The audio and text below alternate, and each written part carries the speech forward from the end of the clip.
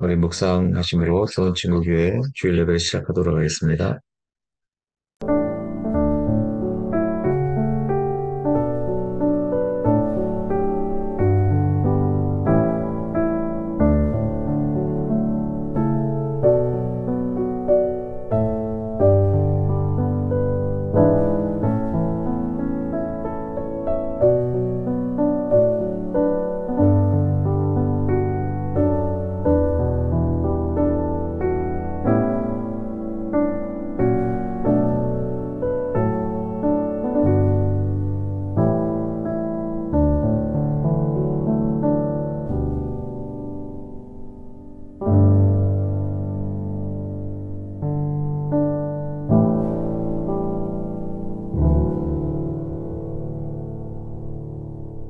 함께 부흥이 있으리라 그리고 보라 그날이 함께 찬양드리겠습니다.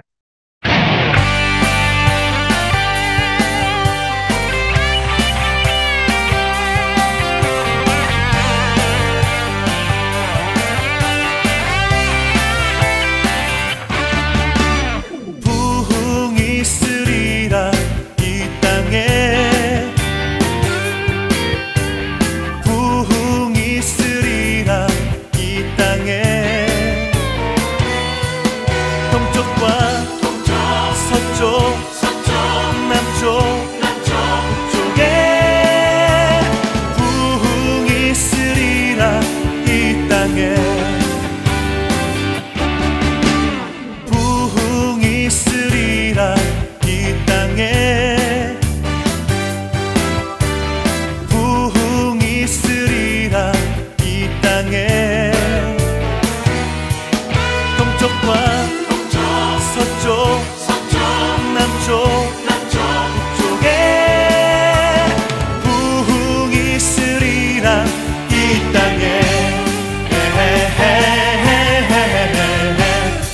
이 땅에 부흥이 있으리라 이 땅에 부흥이 있으리라 이 땅에 동쪽과 서쪽 남쪽 북쪽에 부흥이 있으리라 이 땅에 부흥이 있으리라 이 땅에 부흥이 있으리라 이 땅에 동쪽과 서쪽 남쪽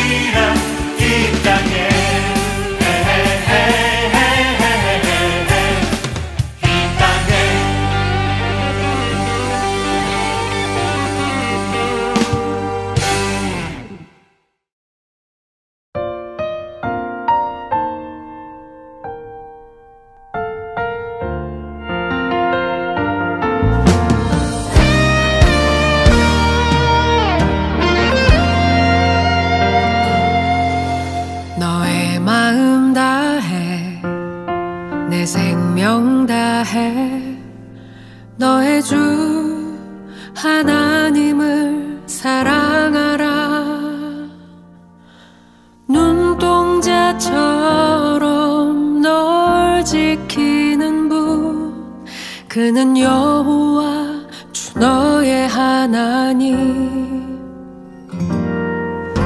너의 마음 다해 내 생명 다해 주님 가신 그 길 따라가라.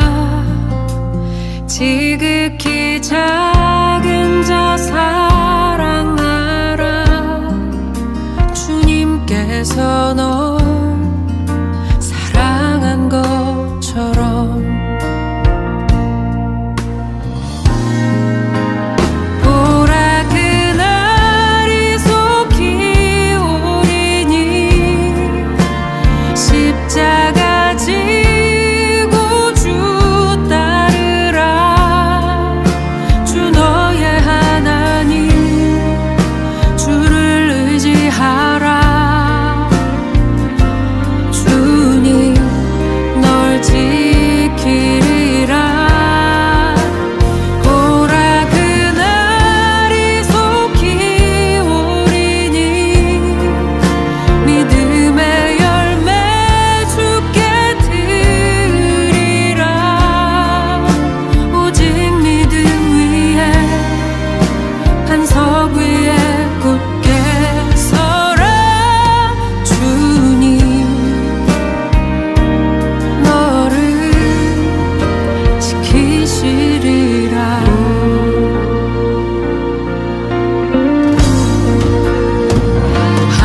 하나님이 세상을 이처럼 사랑하사 독생자를 주셨으니 이는 저를 믿는 자마다 영생을 얻게 하려 하심이라.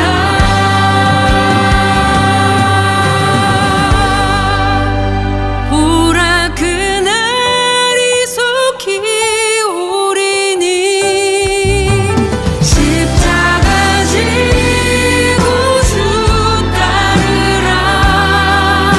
주 너의 하나님 주를 의지하라. 주님 널 지키리라. 오라 그날이 속히 오리니 믿음의 열매 주께 드리라.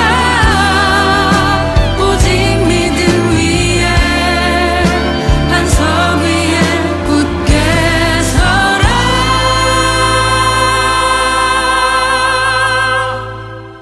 주님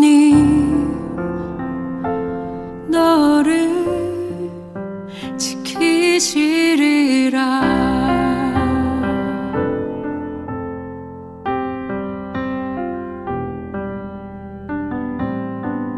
주 너를 지키리.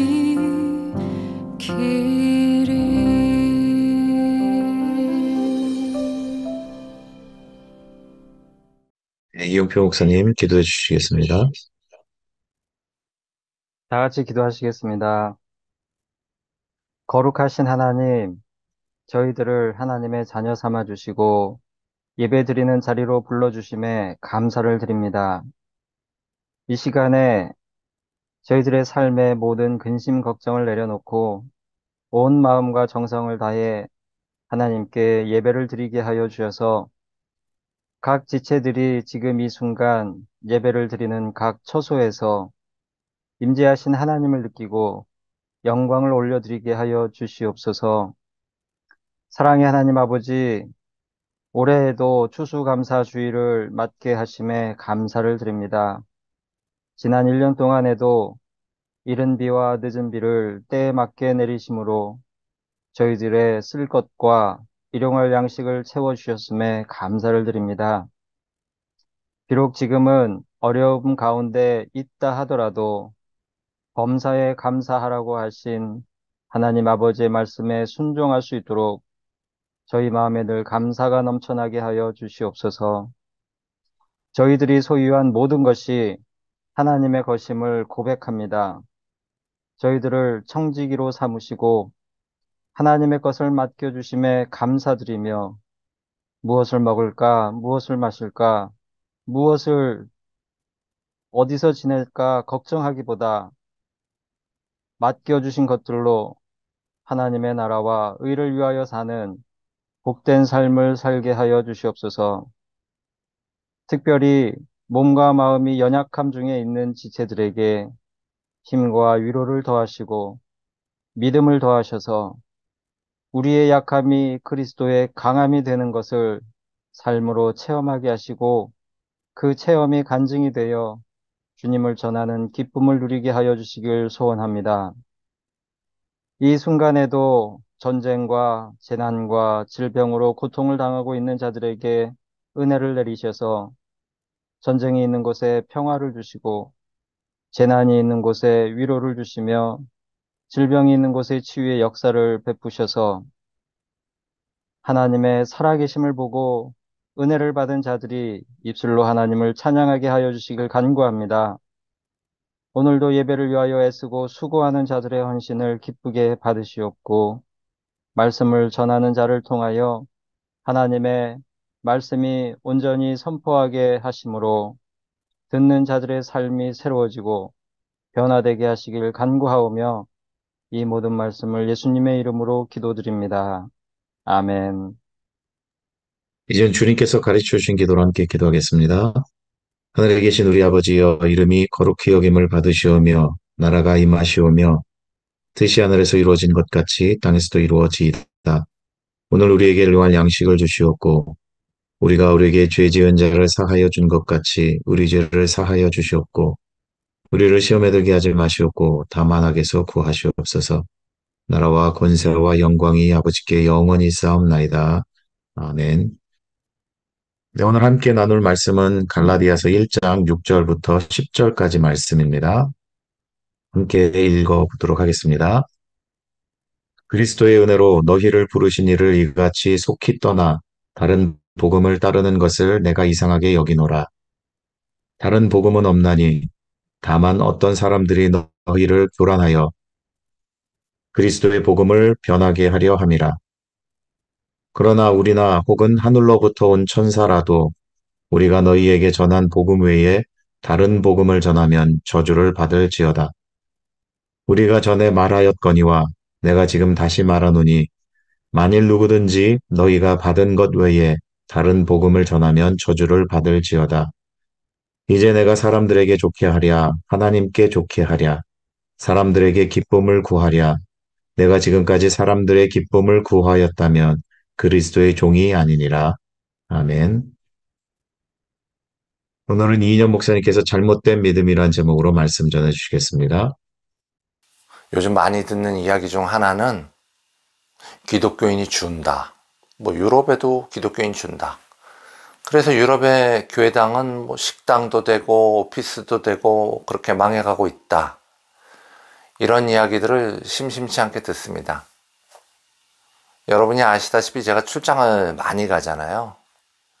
출장 다니다 어느 수요일날 저녁에 이렇게 한적한 시골길을 운전하고 있으면은 미국 시골은 얼마나 어두운지 정말 아주 새카맣습니다. 옆에 집 한 채가 없어요.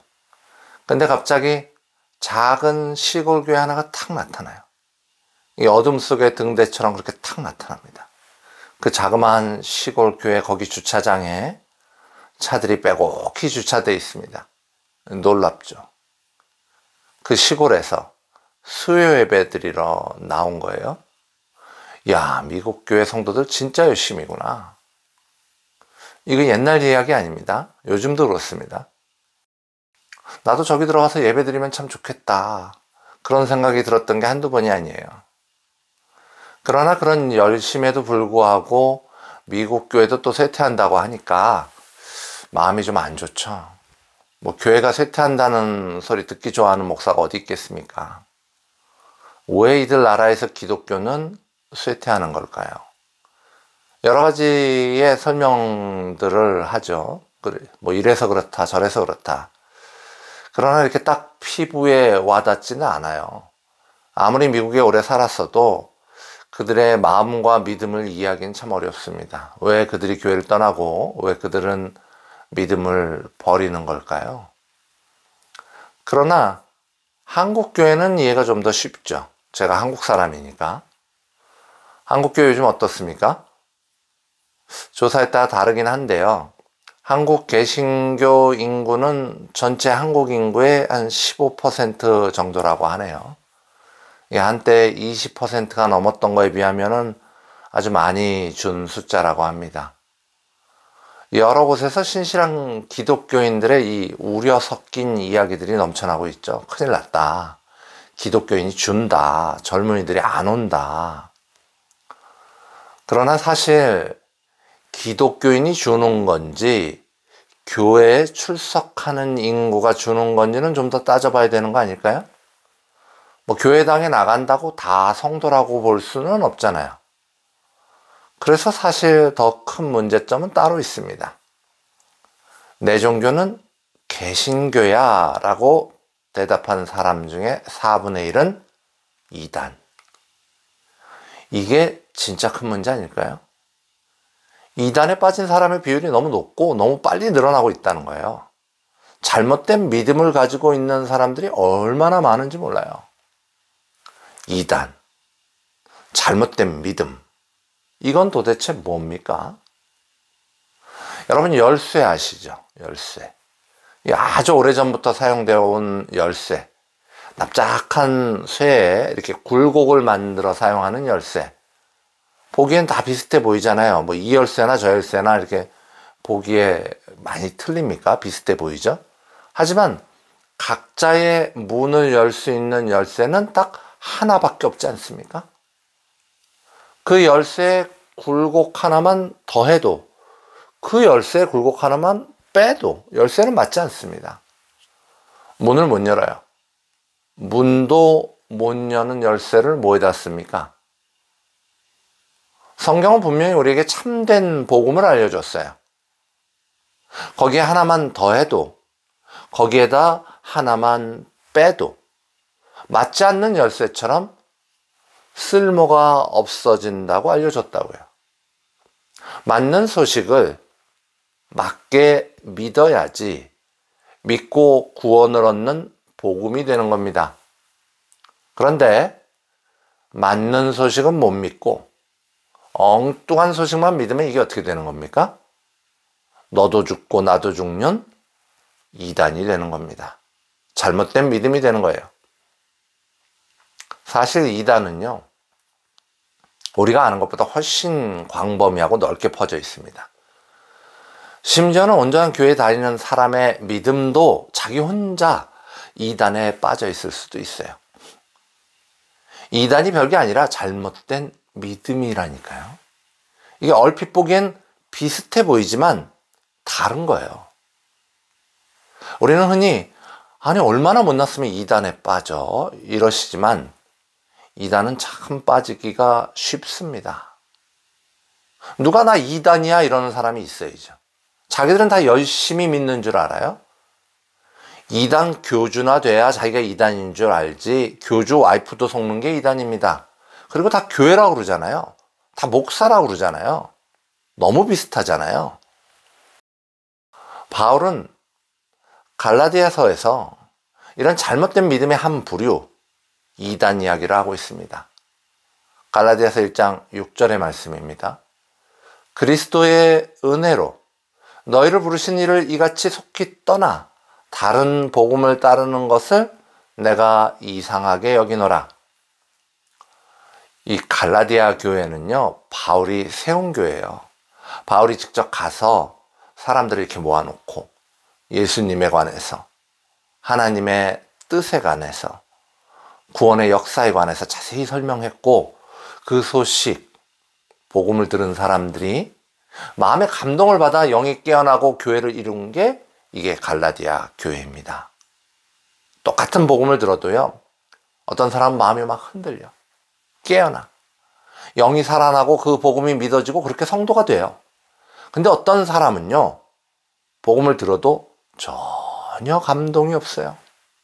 아무 변화가 없어요. 그게 맞는 말이야? 그게 그럴 수가 있어? 앞뒤가 좀 안 맞는 거 아니야? 이러면서 못 믿는 거예요. 믿음이 어떻게 생깁니까?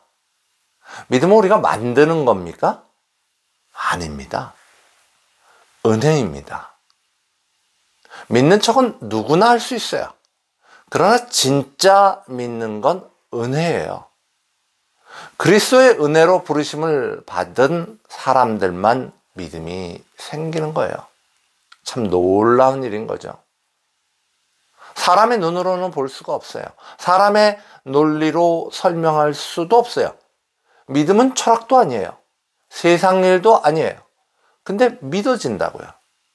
그걸 믿는다고요. 그래서 은혜인 거죠. 갈라디아 교인들이 이 과정을 거쳐서 은혜로, 교회로 세워진 겁니다. 근데 버렸어요. 무슨 일이 일어난 걸까요? 당시 유대인 중에는 예수님을 믿고 예루살렘 교회로 들어온 사람들이 있었습니다. 뭐 당연히 그랬겠죠. 예수님도 유대인으로 오셨고 제자들도 바울도 유대인이었죠. 예수님을 배척하고 예수님을 죽이는데 앞장선 유대인들이 다수였지만 예수님을 따르는 유대인도 있었습니다. 근데 이런 유대인 중에는 율법주의자들이 있었어요. 이 사람들 생각이 뭐였냐면요. 예수님 믿기는 믿어요. 예수님을 부정하는 게 아니에요. 이게 더 무서운 거죠. 주 예수 그리스도 이걸 다 믿어요. 그런데 주 예수 그리스도의 하나를 더했어요. 뭘 더했을까요? 율법을 더했어요. 야, 천국 어떻게 가니? 구원받으려면 어떻게 해야 돼? 주 예수 그리스도 믿어야지. 근데 착하게 살아야지. 근데 율법 지켜야지. 근데 할례 받아야지. 그리고 이래야지. 그리고 저래야지. 자, 이런 사람들이 갈라디아 교회로 들어간 것으로 학자들은 생각을 모읍니다. 예루살렘 교회에 있던 유대주의자들, 그들이 갈라디아 교회로 온 거죠. 갈라디아 교회 교인들 입장에서는 이 사람들이 참 오리지널 같아 보이지 않았을까요? 더 진짜 같지 않습니까? 신뢰가 가잖아요. 예루살렘 교회에서 왔다는데, 유대인인데. 그러니까 이런 말이 도는 거예요. 야야야, 그렇대. 그 새로운 유대인 선생님이 그랬어. 할례 받아야 된대. 율법 다 지켜야 된대. 예수님 믿어도 그거 해야 된대. 그래? 아, 그러면 그렇지. 내가 그럴 리가 없다고 생각했어. 그렇게 쉬울 리가 없다고 생각했어.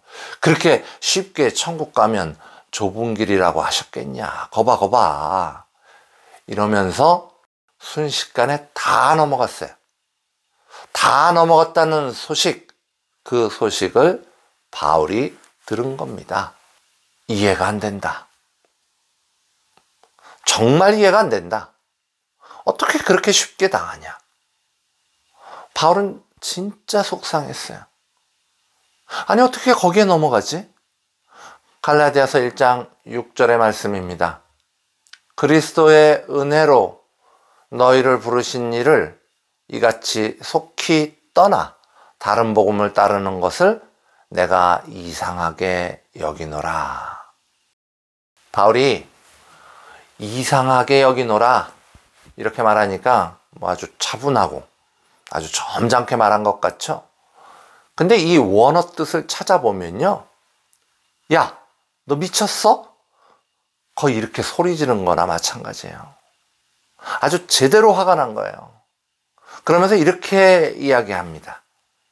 다른 복음은 없나니 다른 어떤 사람들이 너희를 교란하여 그리스도의 복음을 변하게 하려 함이라.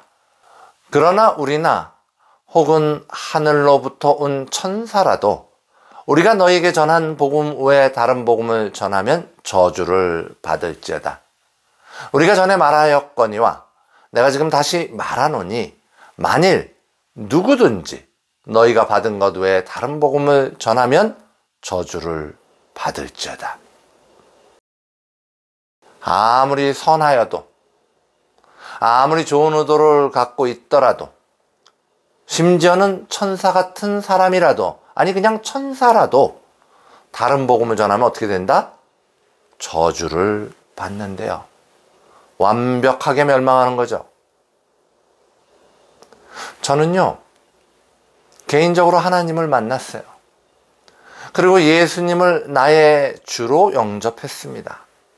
그 후에 평생을 살면서 다른 복음을 받아들일 의도가 전혀 없었습니다. 지금도 전혀 없습니다. 이단 뭐 이런 거 기웃거릴 생각도 안 해봤습니다. 통일교도 신천지도 베레아도 아예 관심 없습니다. 여러분도 마찬가지실 거예요. 이단 이러면 에이, 뭐 이러고 코숨치고 말지 않습니까? 다른 복음 이러면 이거 나하고 뭔 상관이야? 이런 생각 들지 않나요? 아니 우리가 뭐 통일교를 쫓아가겠습니까? 신천지를 쫓아가겠습니까? 그냥 갈라디아 사람들이 어리석어서 유대주의자들에게 홀딱 넘어간 거 아닙니까? 게다가 그들이 주장한 내용이 할례에 관한 거니까 이건 진짜 오늘날 우리하고는 아무 상관이 없어 보이지 않나요? 그러나 그렇게 우리하고는 아무런 상관도 없는 이야기가 성경에 있을 리가 없잖아요.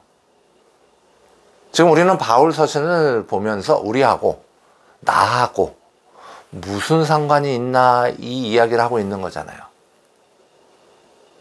여러분의 이해를 돕기 위해서 제 개인 이야기를 좀 해보겠습니다.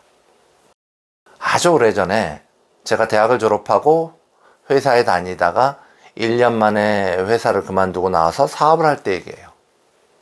이렇게 후배들을 같이 모아서 여행사를 운영했었어요.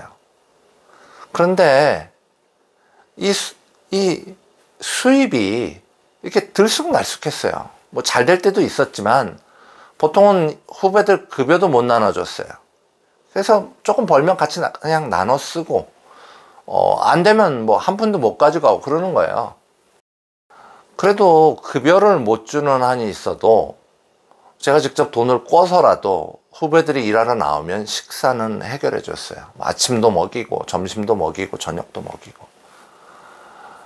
근데 그때 제가 뭘 했냐면은 이렇게 돈이 벌리면 수입이 생기면 그중에 일부를 딱 띄어서 벌자마자 딱 띄어놔서 이렇게 헌금을 하겠다고 따로 모아뒀어요. 어디 은행에 넣어둔 게 아니라 그냥 이렇게 책상 서랍에 놔뒀다가 주일이 되면은 가져가서 헌금을 하는 거예요. 이 밥을 굶는 한이 있어도 헌금은 하는 거예요. 근데 어느 날 제가 출장을 갔다 왔는데 서랍 속에 돈이 좀 비어요. 뭐 얼마 되지는 않았지만 없어졌어요. 그래서 그 후배들 중에 저보다 2살 어린 친구를 불렀죠. 그 친구가 이제 같이 일하는 후배들 중에서는 제 다음으로 제일 나이가 많은 형이었으니까 그래서 물어보니까 다 같이 나가서 그 돈으로 밥을 사 먹었대요. 헌금할 돈으로 가서 밥을 사 먹었대요. 너무 배가 고파서. 그래서 제가 어떻게 했을까요? 진실의 방으로 그 후배를 끌고 가서 골방으로 끌고 가서 엄청 혼냈어요. 자, 여러분 생각에는 누가 더 큰 잘못을 한 것일까요? 어차피 같이 벌어서 같이 나눠 쓰는 돈을 가져다가 밥을 사 먹은 후배가 틀렸을까요? 헌금할 돈으로 밥을 사 먹었다고 야단을 친 제가 잘못했을까요? 후배는 성도가 아니었어요. 크리스찬이 아니었어요. 아니 크리스찬도 아닌데 헌금할 돈이 뭐가 중요할까요? 배고프면 있는 돈 갖고 밥 사 먹는 게 맞지 않았을까요? 저는 스스로 성도라고 생각하고 있었어요. 그래서 헌금이 중요했어요. 그런데 왜 헌금이 중요했을까요? 첫째로 교회에 가면 이렇게 헌금 바구니를 돌려요. 헌금 바구니 쭉 돌리잖아요. 그러니까 헌금은 꼭 해야 하는 거구나. 헌금 안 하면은 교인이 아니구나. 헌금 안 하면 하나님한테 죄를 짓는 거구나. 헌금 안 하면 하나님한테 죄 졌으니까 지옥 가는 거구나. 둘째로 내가 이렇게 어려운데 이렇게 어려운 가운데 헌금을 하면 하나님이 좀 기특하게 생각하셔서 10배로, 100배로, 200배로 갚아주지 않으시겠냐. 이제 사업을 시작했는데 하나님 후원이 꼭 필요하지 않나. 20대 후반이었던 제가 교회에 다니면서 했던 생각들입니다. 그걸 후배가 막았으니 그 후배는 나를 지옥불로 밀어넣는 자가 된 거죠. 내 사업을 말아먹는 원흉이 되는 거예요. 그까지 밥 한 끼 때문에. 여러분의 생각은 어떠세요? 바울이 이 모습을 봤으면 저에게 뭐라고 했을까요? 내가 이상하게 여기노라. 야, 너 미쳤어? 저에게 그렇게 얘기했을 것 같아요. 구원의 문제는 헌금을 하고 안 하고에 달려있지 않습니다. 구원의 문제는 주일날 교회를 나가느냐 안 나가느냐에 달려있지도 않습니다. 구원의 문제는 술을 먹느냐 마느냐에 달려있지도 담배를 피우냐 마느냐에 달려있지도 않습니다. 심지어 구원의 문제는 착한 일을 얼마나 많이 했냐 말았느냐에, 사람들을 얼마나 많이 사랑했느냐 말았느냐에 달려있지도 않습니다.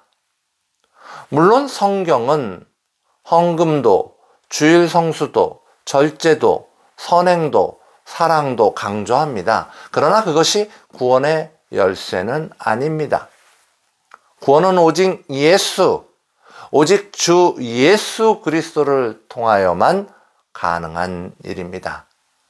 그러기에 주 예수 그리스도의 어떠한 것이라도 더한다면, 주 예수 그리스도의 율법의 행위를 더한다면 그 믿음은 잘못된 믿음, 이단이 되는 겁니다. 심지어 천사처럼 좋은 마음을 가지고 하는 행동이라 할지라도 구원의 요소에 주 예수 그리스도에 대한 믿음 외에 무언가를 더한다면 저주를 받을 일이란 말입니다. 그러면 목사님, 모든 성도의 선행은 다 쓸데없는 거예요? 주 예수 그리스도만 믿으면 막 살아도 되는 거예요? 아니죠. 제가 지금 그런 이야기를 하고 있는 게 아니잖아요. 심지어 기독교가 전파된 초창기에는 믿음이면 그만이니까 이 죄성 가득한 몸을 가지고 막 살다 가자, 이런 이단들도 있었습니다. 제가 지금 그렇게 하자고 하는 이야기가 아니죠. 믿음이면 다라며 막 살면 뭐 어떤데, 이렇게 말하시는 분도 있을 수 있겠지만, 그런데요, 믿음이 있으면요 막 살고 싶어도 막 사라지지 않아요. 그래서 여러분 주의 깊게 이해하시기 바랍니다. 참된 믿음을 가진 성도라면 그 믿음이 이유가 돼서 바르게 살아가려 부단히 노력하게 됩니다. 그리고 그 일은 성령님이 인도하시는 일이에요. 그러나 그 바르게 살려는 노력과 행위가 우리를 구원으로 이끌지는 않는다는 것입니다. 착한 일은요, 믿음이 없는 사람들도 잘하는 사람 많아요. 그래서 너희가 믿음으로 구원을 받는다는 말은 참 쉬워 보여요. 심지어 바울은 이렇게 이야기하고 있죠. 갈라디아서 1장 10절의 말씀입니다. 이제 내가 사람들에게 좋게 하랴, 하나님께 좋게 하랴, 사람들에게 기쁨을 구하랴. 내가 지금까지 사람들의 기쁨을 구하였다면 그리스도의 종이 아니니라. 얼핏 보기에 믿음이면 구원을 받는다는 바울의 주장은 참 쉬워 보이거든요. 바울과 맞서던 율법주의자들이 믿음이면 충분하다는 바울의 주장을 보고 뭐라고 비판했을까요? 야, 바울이 말이야, 여러분들 기분 좋게 해주려고 그냥 쉽게 얘기해 준 거야. 야, 믿음만 가지고 어떻게 천국을 가니? 헌금도 해야 되지 않니? 새벽 기도도 해야 되지 않겠니? 담배도 끊어야지. 봉사도 해야 되지 않니? 성경 암송도 최소한 몇 개는 해야 되지 않니? 그래야 구원받지 않겠니? 좁은 길이래잖아. 좁은 길이라니까. 바울이 답답해서 땅을 칩니다. 내가 사람들에게 인기나 얻으려고 믿음이면 된다고 그랬을 것 같아? 아니야. 난 사람들의 인기 그런 거 관심 없어. 나는 하나님의 종이에요. 난 그냥 진리를 이야기한 거예요. 구원? 오직 믿음으로만 얻어지는 거예요. 바울의 애끓는 그 외침을 바르게 이해하시는 은혜가 여러분 가운데 차고 넘치시기를 간절히 소망합니다. 예수 피를 힘입어 함께 찬양드리겠습니다.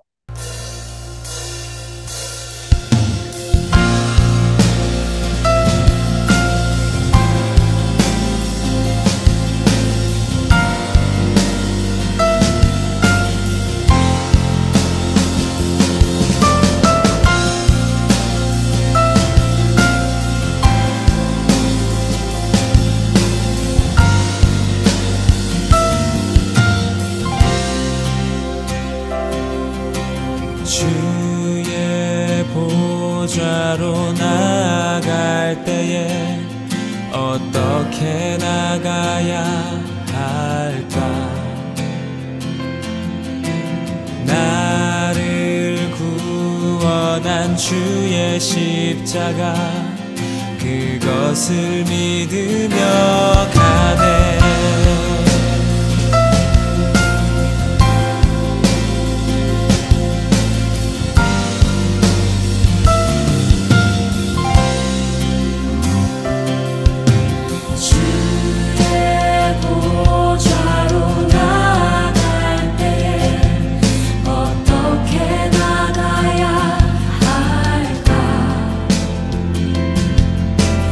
나를 구원